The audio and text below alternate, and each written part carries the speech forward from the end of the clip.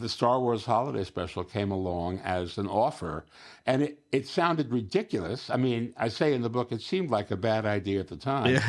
but at the same time, it was irresistible. You know, there's the imp of the perverse that makes you want to do things that you know will not end well. So many of your stories are just like, well, it sounded preposterous and like nobody would believe it. So we said, let's give it a try. Let's give it a try. And of course, it's always like, that's a terrible idea. How much are you paying?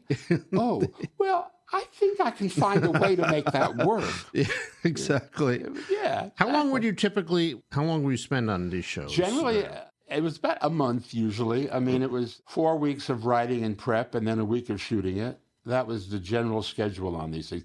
Star Wars was longer, and it got longer because they fired the director, who was an acolyte of George Lucas's, right. who came, David Akumba, who was a brilliant director, came down from Canada and went back and had a terrific career.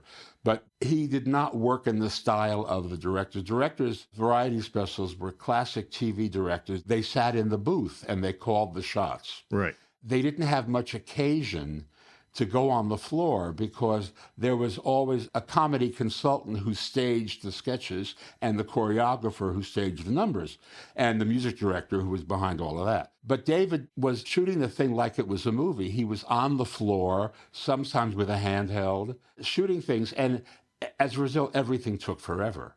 And finally, they just said, we're never going to get out of this alive.